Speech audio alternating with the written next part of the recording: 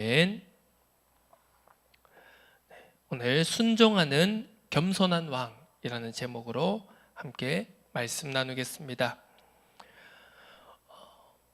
오늘 본문의 말씀은 이제 예수님과 그 제자들, 그 무리들이 이제 예루살렘으로 입성하는 장면입니다.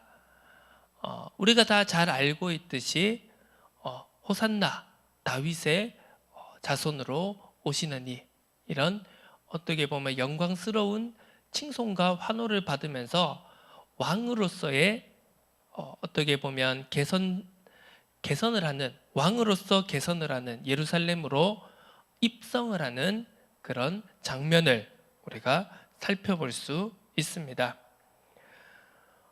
우리가 왕이라고 할 때, 그리고 그 왕이 자신의 영토로 혹은 정복한 도시로 입성을 한다고 할 때 그 우리가 떠올릴 수 있는 이미지, 장면들은 아주 경이롭고 아주 영광스럽고 장엄하고, 하여튼 모든 영광, 모든 긍정적인 이미지와 의미들은 다 갖다 붙이더라도 전혀 손색이 없는 그런 상황일 것입니다. 여기에서 우리는 오늘 세상이 말하는 단순한 그런 일반적인 왕이라는 이미지와 의미가 아닌, 성경에서, 이 복음서에서 마가복음이 오늘 말씀하시고자 하는, 전달하고자 하는 왕은 어떠한 의미인가, 예수께서는 과연 무엇을 위해서 이 땅에 오셨으며 또 오늘 이 예루살렘에 입성하시는가라는 것을 우리가 살펴봐야 되겠습니다. 우리가 이 사복음서를 살펴볼 때 이 예루살렘에 입성하시는, 예수님께서 예루살렘에 입성하시는 이 장면은 마태, 마가, 누가, 요한, 이 사복음서 모두에 기록되어져 있는 내용입니다. 우리가 다른 복음서를 살펴보면 이 예루살렘 입성의 장면이 굉장히 영광스럽고, 또 어떻게 보면 메시아로서, 그리스도로서의 예수님의 권위와 영광, 이런 놀라운 장면들이 표현되어 있는 것을 우리가 살펴볼 수 있습니다. 마태복음을 살펴보면은요, 21장에 나오는 내용들을 살펴보면 예루살렘에 예수님께서 입성을 하실 때 온 성이 소동하였다, 이렇게 기록하고 있습니다. 그러면서 대체 이는 누구이냐라고 했을 때 무리가 갈릴리 나사렛에서 나온 선지자 예수다, 이렇게 이 내용이 마무리가 되는 것을 볼 수 있습니다.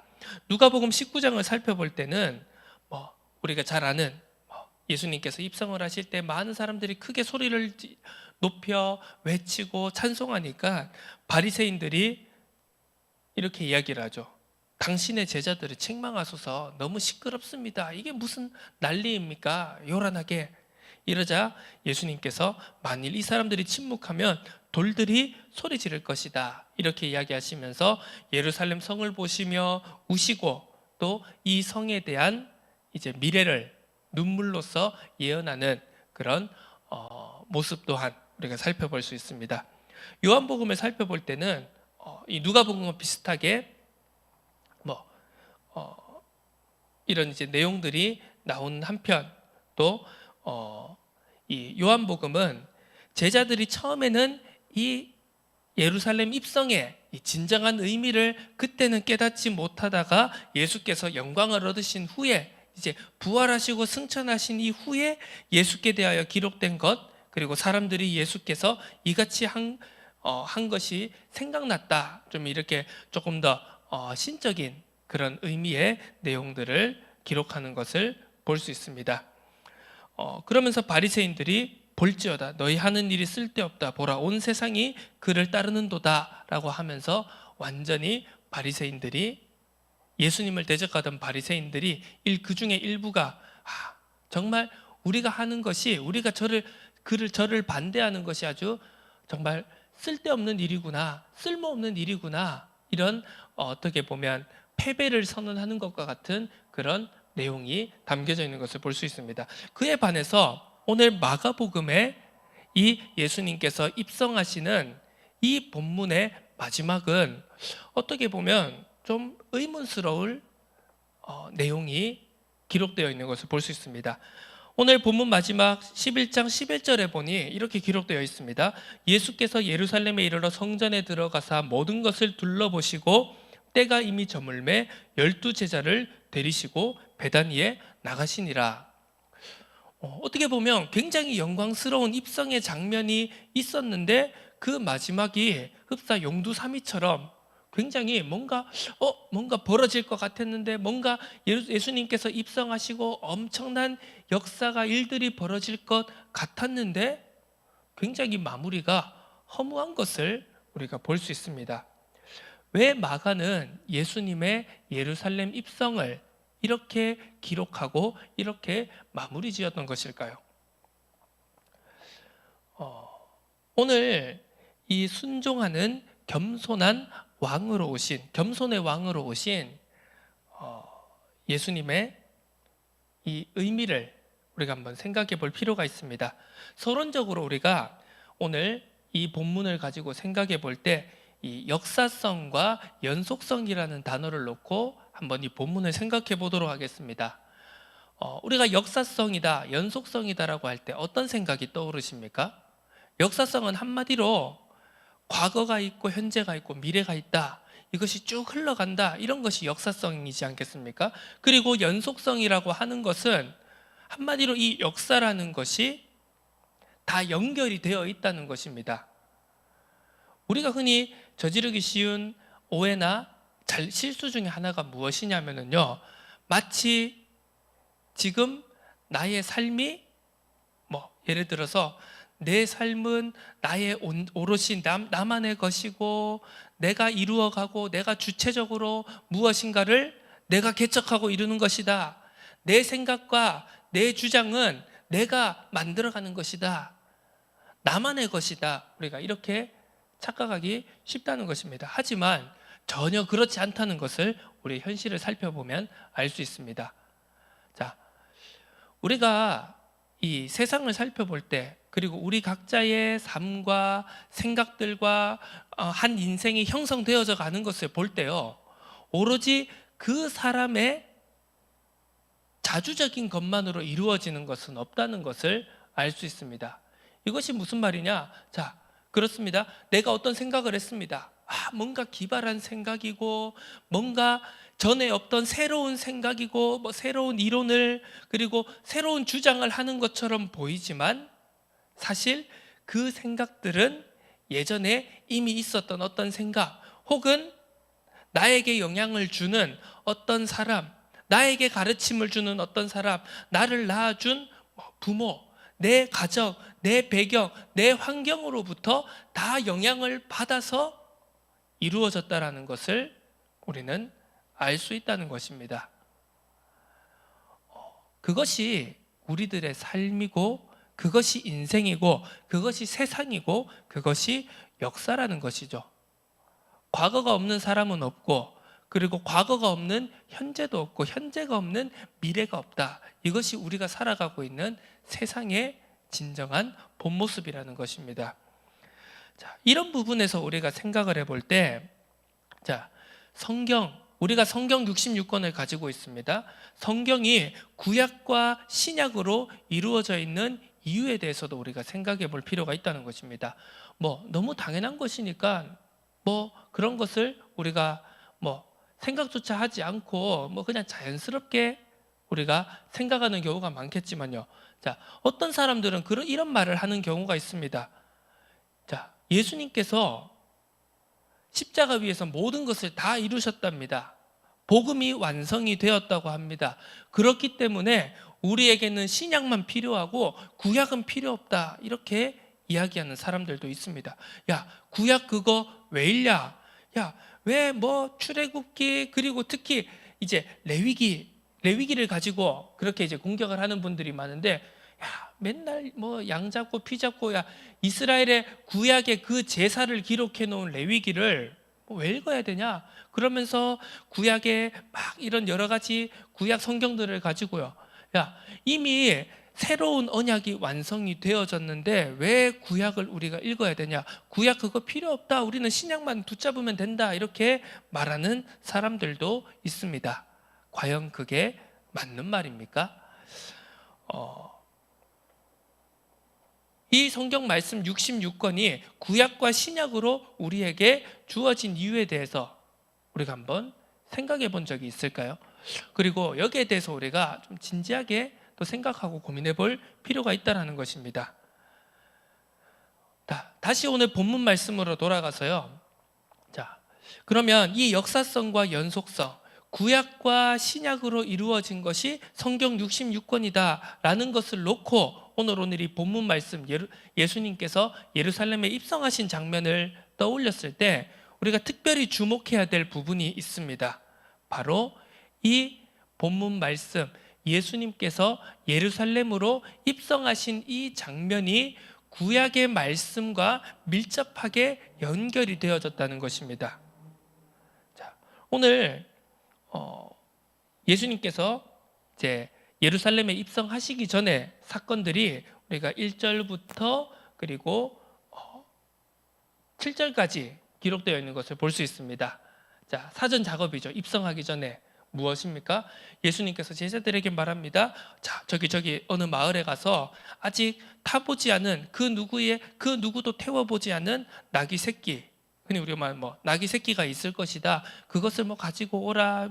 누가 왜 가져가냐 물어보거든. 주께서 쓰시겠다고 하라. 그러면 줄 것이다. 이렇게 해서 이제 나귀 새끼를 가지고 오는 장면. 그래서 예수님께서 그 나귀 새끼를 타고 예루살렘으로 입성하시는 장면이 나오게 됩니다. 이 장면이 구약에 예언되어진 말씀과 연결되어져 있다는 것입니다. 자, 어느 말씀이냐? 우리 구약 성경 스가랴 9장 9절에 보면 이렇게 기록되어 있습니다. 스가랴 9장 9절입니다. 시온에 따라 크게 기뻐할지어다. 예루살렘에 따라 즐거이 부를지어다. 보라, 내 왕이 내게 임하시나니 그는 공의로우시며 구원을 베푸시며 겸손하여서 나귀를 타시나니 나귀의 작은 것 곧 나귀 새끼니라. 자, 이 구약의 말씀이 예수님께서 예루살렘에 입성하시는 이 장면을 예언한 내용이다. 이것이 연결되어져 있는 말씀이다. 이렇게 성경에 기록되어 있는 것입니다. 우리가 왕으로서 예수 그리스도께서 세상의 왕들과 다른 점에 대해서 우리가 살펴볼 필요가 있습니다. 왕으로서 예수 그리스도가 세상의 여타 다른 왕들, 그리고 지금 이 시대, 이 성경이 기록되어진 이 시대의 로마 황제와 다른 점이 무엇이냐라고 했을 때 바로 예수 그리스도는 역사성과 연속성 가운데 있는 섬기는, 순종하는 겸손의 왕이었기 때문에 세상의 여타 다른 왕들과 로마 황제들과는 다른 왕이었다라는 사실입니다. 우리가 보통 일반적으로 세상에서 왕이라는 이미지를 떠올렸을 때 어떤 이미지입니까? 최정상, 지존에 있는 자리다, 정점에 있는 자리다, 아무도 왕 위에는 없다. 왕은 모든 것을 절대 주권적으로 명령하고 행하고 결정하고 판단할 수 있는 자리다. 왕은 그 누구의 지배도 받지 않는다, 자유롭다. 보통 이런 것이 왕의 이미지이지 않습니까? 자, 그래서 보통 보면요, 왕은 절대적인 권력을 가집니다. 절대적인 어떤 권세를 가지게 되는 것이죠. 세상의 왕들을 볼 때 그렇습니다. 역사 속에서 볼 때 수많은 왕들이 있었고 또 수많은 왕들이 지나갔고 또 수많은 왕들이 새롭게 태어났습니다. 꼭 왕으로 한정시키지 않아도요, 세상에 수많은 영웅들과 지도자들이 오고 갔습니다. 자, 이 왕들과 지도자라는 것을 생각을 해봤을 때, 자, 우리가 흔히 새로운 왕이다, 새로운 지도자다, 무엇인가 백성들을 이끌, 사람들을 이끌 새로운 지도자가 나타났다고 할 때 보통 그 새로운 지도자에게 사람들이 바라는 것, 무엇이겠습니까? 또 새로운 지도자다라고 할 때 어떤 이미지들이 있습니까? 바로 새롭게 바뀌었기 때문에 흔히 우리가 성경에서 표현하는 대로 새술은 새부대에 담는다, 이런 표현들이 있지 않습니까? 그래서 새로운 지도자에게는 변화라고 하는 키워드가 따라 붙습니다. 개혁이라고 하는, 혁파라고 하는, 청산이라고 하는 그런 키워드들이 따라 붙게 됩니다. 세상의 수많은 왕들이, 세상의 수많은 지도자들이 자기가 지도자로, 왕으로 나타나게 될 때 외치는 것이 무엇입니까? 나는 다르다는 겁니다. 나는 잘할 수 있다는 겁니다. 나는 이 세상을, 이 나라를, 백성들을, 국민들을 더 잘 이끌 수 있다는 것입니다. 과거에 있었던 그 어떤 왕들, 지도자들하고는 다르게 나는 잘할 수 있다는 겁니다. 부조리를 없앨 수 있고 문제를 해결할 수 있고 더 나은 세상을 만들 수 있다는 겁니다. 그런데 문제는 무엇입니까? 자신은 새롭고 자신은 다르다, 자신은 더 잘할 수 있다라는 그 왕들이, 지도자들이 정말 새로운가 하는 문제가 바로 그것입니다. 우리가 구약 성경에 보면 이 전도서라는 우리 성경이 있죠. 전도서에 보면 이런 말씀이 기록되어 있습니다. 전도서 1장 9절에서 11절에 보면은요, 이미 있던 것이 후에 다시 있겠고 이미 한 일을 후에 다시 할지라 해 아래에는 새 것이 없나니 무엇을 가리켜 이르기를 보라 이것이 새 것이라 할 것이 있으랴 우리가 있기 오래전 세대들에도 이미 있었느니라. 이전 세대들이 기억됨이 없으니 장래 세대도 그 후 세대들과 함께 기억됨이 없으리라. 예루살렘의 왕으로 통치했던 전도자의 고백이었습니다. 모든 것을 다 잃어봤고 모든 것을 다 경험해보니 전도자가 하는 인생의 말년의 고백이 무엇입니까? 이미 있던 것이 후에 또 있을 것이라는 이야기입니다. 이미 한 일을 후에 다시 할 것이라는 겁니다. 내가 무엇인가 새로운 걸, 엄청나게 혁신적인 걸, 뭔가 이거는 이전에 없었던, 내가 만들어낸 것이다, 나의 주장이다, 나의 생각이다, 나의 철학이다, 내가 아주 혁신적으로 만들어낸 것이다 라고 생각했던 그것이 이전에 이미 다 있었던 것이란 사실입니다. 인간이 만든 것 중에, 인간이 행한 것 중에 역사를 통틀어서 해 아래 새 것이 없다라는 것이 바로 전도자의 통찰이었고 깨달음이었던 것이죠. 세상은 그렇습니다. 당연히 내가 무엇인가 사람들을 이끌기 위해서 나라를 이끌든지 어떤 한 집단을 이끌든지 내가 왕으로서 어떤 지도자로서 이끌어가기 위해서는요, 당연히 내가 제일 낫다라고 해야 되는 거, 그게 당연한 거 아니겠습니까? 그것이 사실이든지 아니든지 간에 우리가 보십시오. 세상에 지금 수많은 정치인들도 다 자기가 잘할 수 있답니다. 앞에 있는 사람들은 다 못했는데 나는 그것보다 더 잘할 수 있다는 겁니다. 나는 다르다, 한번 믿어봐 주십시오, 제가 잘하겠습니다 라고 했는데 막상 뽑아보니까 어떻습니까? 똑같은 사람이라는 것이죠. 그래서 또 사람들은 맨날 기대했다가 실망하고 기대했다 실망하고, 이것이 역사의 반복이라는 것이겠죠. 우리가 이 역사성과 연속성이라는 여기에 대한 인식이 있어야지만 어떻습니까? 내가, 우리 교회가, 우리 교단이, 우리 교파만이 특별하다는 착각을 하지 않게 되는 것입니다. 내가 다 잘할 수 있다는 겁니다. 내가 다 모든 걸 새롭게 할 수 있다는 겁니다. 내가 그전보다 더 훨씬 낫다는 겁니다. 자, 그렇죠. 이 역사성과 연속성이라는 것을 인식하지 못하게 되면은요, 빠질 수 있는 잘못이 무엇이냐? 내가 특별한 겁니다. 우리의 시대가 특별하고 내가 할 이 뭔가 일이 특별하고 우리의 것이 특별하고 내 것만, 우리의 것만 특별하다는 겁니다. 그런데 문제는 뭐죠? 다 똑같다라는 사실을 성경은 우리에게 분명히 말하고 있다는 겁니다. 그렇다 보면 무엇입니까? 우리가 과거를 통해서 현재를 공부하고 미래로 나아가야 된다, 우리가 역사를 배워야 된다, 이런 수많은 말들을 하지만요, 사실 많은 사람들이 진짜 이 역사를 배우려고 하는가라고 하는 것에서 우리가 많은 의문을 가진다는 것이죠.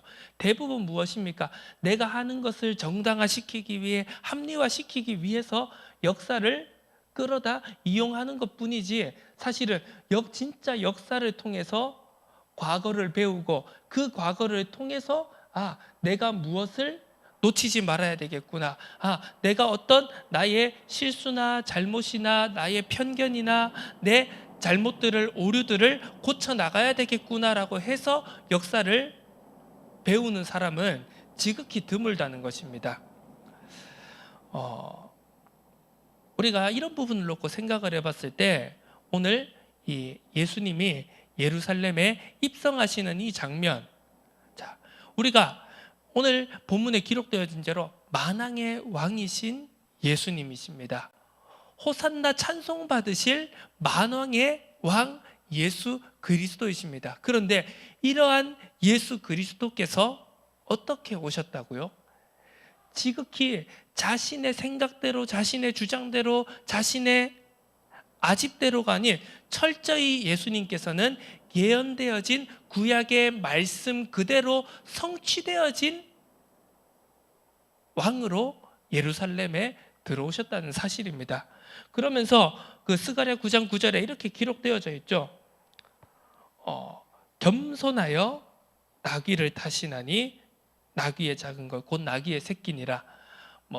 이 나귀 새끼를 왕이 탄다는 것, 이것이 겸손의 의미라고 이렇게 오늘 스가랴 9장 9절은 기록하고 있는데요, 이렇게 철저히 말씀에 순종한 대로 따라가는 왕으로 오셨다는 사실입니다. 우리가 이것을 기억해 봐야 할 것입니다. 자, 이것을 놓고 우리가 우리의 삶에, 그리고 우리의 인생 속에, 우리 신앙 속에 적용을 했을 때요, 자, 역사성과 연속성을 현실에 적용할 때 우리가 두 가지 부분을 놓고 생각해 볼 수 있겠습니다. 자, 우리가 이 지도자라는 무엇인가 일을 해야 되고 무엇인가 우리가 이끌어야 되는 위치에 있을 때 우리가 이 부분을 생각해 봐야 된다는 것입니다. 우리는 과연 말씀에, 그리고 복음 역사에, 하나님께서 창세전부터 계획하시고 예정하시고 성취해 나가시는 이 구원의 역사 속에 내가 순종하고 따라가는 자인가라는 것을 우리가 질문해 보고 점검해 볼 필요가 있다는 것입니다. 두 번째로는요, 내가 무엇인가 따르는 위치에 있을 때, 내가 지도자를, 앞서가는 자를 따르는 위치에 있을 때 생각해 볼 수 있는 것, 과연 우리가 잘못된 기대를 가지고 어떤 지도자를 따라가고 있지는 않은가, 이 생각을 해봐야 된다는 것입니다. 예수님이 입성하실 때, 예수님께서 그리스도로 계속 공생의 사역을 감당하실 때 제자들의 헛된 기대, 바리새인들의 헛된 기대, 종교 지도자들의 헛된 기대, 그리고 이스라엘 백성들의, 그 군중들의, 무리들의 헛된 기대가 있었다는 것입니다. 예수님은 그렇게 오신 분이 아닌데요, 예수님은 그런 왕으로 오신 분이 아닌데, 전부 다, 심지어 예수님의 제자들까지도 자신들의 기대, 자신들의 기준, 자신들의 원하는 것을 예수님께 투영시키려고 했다는 것입니다. 그런 잘못된 기대를 가지고 우리는 신앙생활을 하지 않는지, 그런 잘못된 기대를 가지고 우리는 그리스도라는, 메시아라는, 구원자라는 허상을 가지고 있지 않는지를 우리가 점검해 볼 필요가 있다는 것입니다. 또 여기에 대해서 우리가 생각해 볼 것, 우리가 메시아를 따른다, 우리가 지도자를 따른다라고 했을 때 이 변덕스러운 믿음을 우리가 한번 점검해 봐야 한다는 것입니다. 자, 오늘 예수님께서 입성을 하실 때 수많은 사람들이 막 호산나, 찬송하리다, 다윗의 자손으로 오시니여, 막 온갖 영광이란 영광은 다 돌렸습니다. 그런데 이 사람들이 정확히 일주일 만에, 며칠 만에 그들이 보인 태도는 무엇입니까? 바라바를 풀어주고 예수를 죽여라는 군중으로 돌아섰던 자들이 바로 이 찬송과 영광을 돌렸던 무리들이었다는 사실을 우리가 기억할 필요가 있습니다. 우리가 우리의 신앙생활 속에서도 인생 속에서도 수많은 일들이 있겠죠. 우리가 기쁘고 기분 좋고 우리의 뜻대로 풀어지고 모든 것이 형통하다라고 우리가 표현하는 그 상황이 있을 때도 있겠지만, 때로는 우리들의 인생에 그것만 있겠습니까? 어떻게 보면 오히려 더 많은 현실과 좌절과 낙심의 순간들이 분명히 있겠죠. 그때마다 우리가 일희일비하고 우리의 믿음과 우리의 신앙, 우리의 기준이 흔들리는 그런 모습을 내가 보이지는 않는지, 그런 부분들을 우리가 점검해 볼 필요가 있다는 것입니다. 자, 말씀을 정리하도록 하겠습니다. 예수님께서는 세상의 여타 다른 왕들과는, 지도자와는, 영웅과는 다른 모습으로 오셨습니다. 수많은 사람들이, 바리새인들이, 종교 지도자들이, 이스라엘의 무리들이, 심지어 제자들까지 예수님을 그러한 왕으로 모시기를 원했던 것이죠. 하지만 예수님은 그런 왕으로 오시지 않았다는 것을, 예수님은 말씀대로, 언약하신 대로, 예언되어진 대로 순종하고 자기를 죽기까지 내어주시는 겸손의 왕으로 오셨다는 사실을 우리가 놓치지 말아야 되겠습니다. 그러면서 예수님이 단지 뭔가 인격적으로 뭔가 그냥 훌륭하거나 도덕적으로 고결하거나 무흠하다거나 결점이 없거나 완전해서 그렇게 하신 게 아니라는 것. 물론 예수님은 완전한 인간이시자 완전한 하나님으로 우리는 고백하지 않습니까?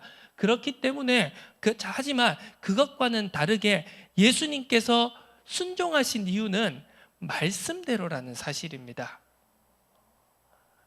언약하신 대로라는 사실입니다. 무엇?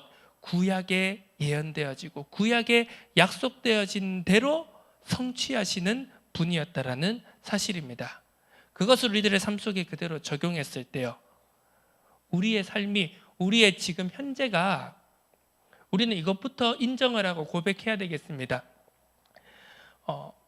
어쩔 수 없이 우리가 인간이기 때문에요, 내 인생이 다른 사람의 인생보다는 그래도 조금 더 특별하게 여겨집니다. 그렇지 않습니까? 내 인생이 조금 더 특별한 것 같고, 내가 세상에 어떻게 보면 지금 벌어지는 일들의 주역인 것 같고 주인공인 것 같기도 하고, 그런데 내가 주인공이라고 생각하면 옆에 있는 사람들도 마찬가지로 주인공이라고 생각이 되어집니다.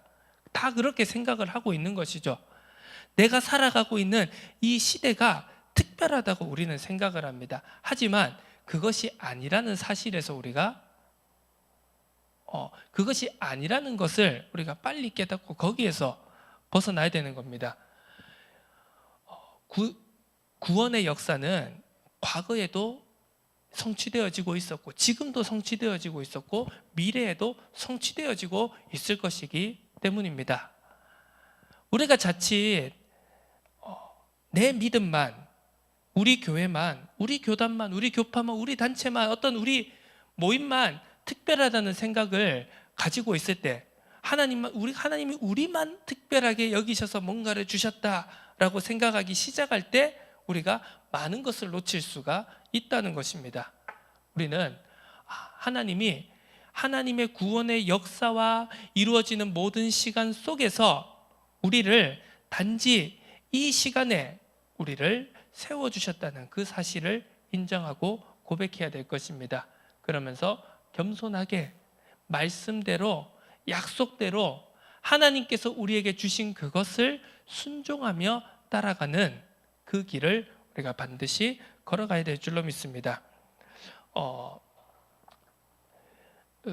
유럽에 그런 이제 속담 격언이 있습니다. 내가 더 멀리 보았다면 이는 거인들의 어깨 위에 올라서 있었기 때문이다. 이게 누구의 말이냐면은 이제 아이작 뉴턴의 말이었습니다. 만유인력을 발견해낸 그 놀라운 천재 과학자라고 불리는 시대적인 과학자라고 불리던 아이작 뉴턴이 워낙 사람들이 당신 대단하다, 어떻게 그런 발견을 했느냐, 어떻게 그런 천재적인 발견을 했느냐라고 했을 때 그 사람의 대답이 이거였던 겁니다. 내가 더 멀리 보았다면 이는 거인들의 어깨 위에 올라서 있었기 때문이다. 그 거인이란 무엇입니까? 그 뉴턴의 이전 시대의 수많은 과학자들, 또 수많은 철학자들, 수많은 그런 자연과 과학을 연구한 사람들의 그 토대가 있었기 때문에 나는 이런 발견을 할 수 있었던 것이다. 이런 고백을 뉴턴이 하였던 것이죠. 우리의 신앙에, 우리의 삶에 적용할 때도 마찬가지입니다. 우리가 많은 일을 할 수 있습니다. 어떻게 보면 우리 부모의, 우리 이전에, 우리 선배들의, 우리 조상들의 세대보다 우리가 더 크고 놀라운 일을 할 수도 있을 것입니다. 하지만 그것이 그 모든 이전의 역사와 연속되어진 그 토대 속에 우리가 서 있다라는 사실을 절대로 놓치지 말아야 될 것입니다. 하나님께서 우리를 모든 것을 할 수 있고 또 세상을 살릴 수 있는 귀한 사명을 우리에게 주셨습니다. 하지만 그 놀랍고 귀한 사명을 우리가 감당하는 만큼 우리가 말씀 앞에서, 그리고 역사 앞에서, 또 하나님께서 이루어 주신 그 시간 속에서 우리가 더욱더 겸비하고 그리고 순종하는 그 그리스도인의 자세로 나아가야 될 줄로 믿습니다. 하나님 아버지 감사드립니다. 오늘도 우리에게 귀한 말씀 허락하여 주심에 감사드립니다. 만왕의 왕 예수 그리스도께서 오직 약속되어진 대로, 예언되어진 대로 그 말씀에 순종하여 나아가는, 순종하여 나귀의 새끼를 타고 예루살렘으로 입성하시는 그 모습을 우리가 살펴보며 오늘날 나의 인생 속에도, 우리의 신앙 속에도 그 길을 걸어갈 그 길을 걸어가겠노라는 결단으로 나아갈 수 있도록 은혜와 긍휼을 더하여 주옵소서. 감사드립니다. 예수 그리스도의 이름으로 기도드립니다. 아멘.